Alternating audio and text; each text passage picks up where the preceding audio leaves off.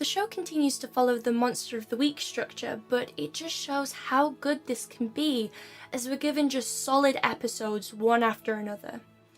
The season picks up a year later from season 3, and we can see there's a rhythm to the lives of these characters. Camelot feels like a more vibrant world, not to mention that Arthur being a bully problem is completely eradicated. Arthur is so affectionate towards Merlin from this season onwards. You can see he's genuinely entertained and endeared by him, which is a welcome contrast to the first 3 seasons. When he is harsh with him, it's either part of their back and forth, a one-off joke, or Merlin just genuinely deserves it. He nags non-stop during these last 2 seasons, so I can't entirely blame Arthur anymore. In the first episode, we see that a year later, Uther remains broken from Morgana's betrayal. His depression is entirely believable after how much setup the show did in the previous seasons. We're also very suddenly introduced to Aggravain. Aggravain is Arthur's uncle, and he's only here so Arthur can be betrayed again. They could have given him nuance, but nope. I understand hating Uther for the death of his sister, but again, why Arthur? He's very much just a villain for the sake of it. There's honestly nothing else to his character other than he might be in love with Morgana. I don't know what the writers were going for, but it did not hit. I think everyone was made uncomfortable by this. Meanwhile, Morgana is alone.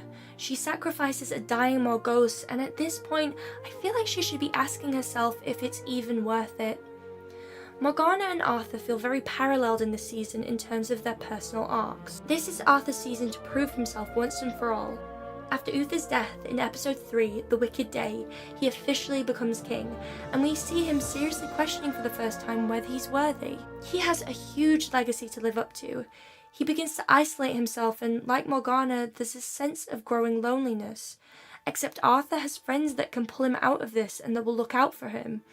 Morgana has essentially no one. Both her and Arthur begin to seek allies, but while Arthur is successful in attaining them, Morgana is rejected throughout the season. This is why I wish they'd taken the episode A Servant of Two Masters a little more seriously.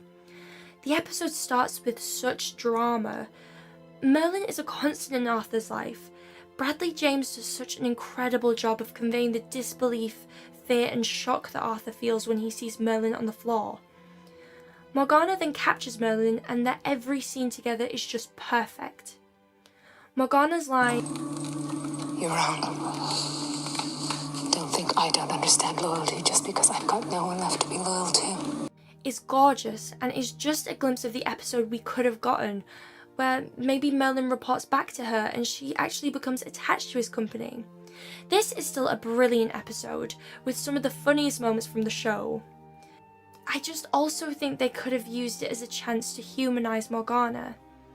That being said, the show does a perfect job of balancing tone this season. Rather than fun episodes followed by dramatic ones, the comedy and drama are interlaced with each other. Like The Wicked Day, for example. Dragoon returns and the jokes just hit right.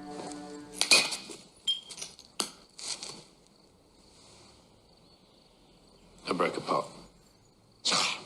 Having come all this way to kill me, why have you come here? I take it you didn't come all this way just to smash my favourite pot. While not being too out there that the tragedy of the episode is lost, Arthur and Uther are heartbreaking in the few episodes they're given. It's also really difficult to hate Uther at this point. He's just so pitiful.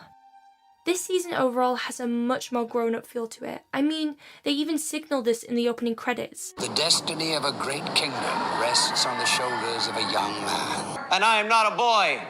I am a man. See?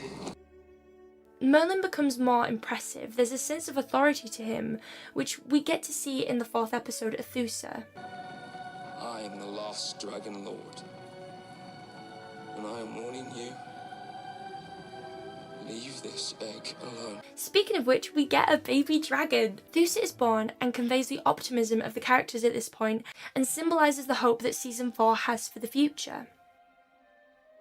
On a darker note, they kill off Lancelot in the 2nd episode, only to bring him back in episode 9, Lancelot du Lac. This is a difficult episode to watch. Morgana brings Lancelot back with necromancy, but he has no memory of his past and is owned by her. She sends him to Camelot to seduce Gwen. He gives her an enchanted necklace that makes it impossible for her to stay away. There are genuine emotional stakes in this episode. It's also so cruel to bring Lancelot back just to ruin his legacy, since Arthur never finds out that it's not really him. The scene between Arthur and Gwen is incredible. The show shines brightest when it puts its characters in scenes with genuine emotion. If you had doubts, I didn't have any doubts. then forgive me, because I must be really stupid. What were you doing? Sorry. I was drawn to him. I couldn't stop myself. I don't know why. I love you. You mean everything to me. On the subject of Gwen, there's nothing wrong with her fulfilling the role of dutiful future wife, but the only other main female is Morgana, and it sends a troubling message when the only female character with agency is the bad guy. Not that the show hasn't had great female characters, but they're never a part of the main cast, and if they are, they're the villain. This season is really meant for testing Arthur. In episode 10, A Herald of a New Age, we get an insight into Arthur's past and learn that he led attacks on druid camps.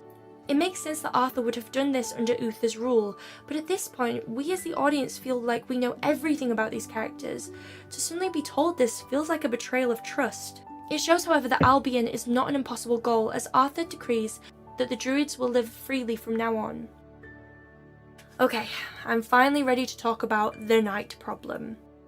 In the episode Herald of a New Age, Elian goes through an ordeal. He's haunted, then possessed by the spirit of a druid boy, but we don't get the chance to see the impact of this experience on his character. A lot of what we love about the Knights are based on small interactions, like them treating Merlin like a younger brother. Their frat boy ways, each one of them is lovable, but there's no depth. The story doesn't bother spending any time with them. Even Gawain is eventually forgotten and becomes a one-note joke. The actors brought a lot to the characters. I just wish we could have seen more from them, because I know I love each one of them, but that's based on my own projections and on the fan culture that does more to flesh them out in a short Tumblr post and fanfics. Now, onto the two-part finale. Morgana finds yet another random warlord to help her take over Camelot. Aggravain's true intentions are finally revealed, but Arthur never actually faces him. Instead, Merlin is the one to stop him. And it's in this moment we get the first real glimpse of how callous Merlin can be. As I've said, the whole season for Arthur is about proving himself. Since losing the throne to Morgana, he's especially unsure, and Tristan's criticisms certainly aren't helping. This is all culminating in the moment where he pulls the sword from the stone. With the help of Merlin's magic, he pulls the sword from the rock, and his arc of the season is complete. He goes to face Morgana, and this is the first time that they've come face to face since her betrayal. Speaking of Morgana, we never actually get to see her rule at any point. We know from season 3 she behaves like a tyrant, she has no problem with killing her citizens. It makes her extremely hypocritical to talk about wishing to not have to live in fear. Anyway, so how do they fight against Morgana? She's so powerful, and Merlin can only do his magic in secret, so that's got to mean a really difficult fight, right? Actually, it's gonna be super easy. Barely an inconvenience. Oh, really? Yes. Merlin places a straw thingy under Morgana's bed that means she temporarily can't use her powers. But when did Merlin even learn this kind of magic? It's a very Ex Machina finale, but it ends on a high note with Gwen taking her place on the throne, so it's difficult to stay mad at it. Overall, it's a solid season that really hits its emotional beats.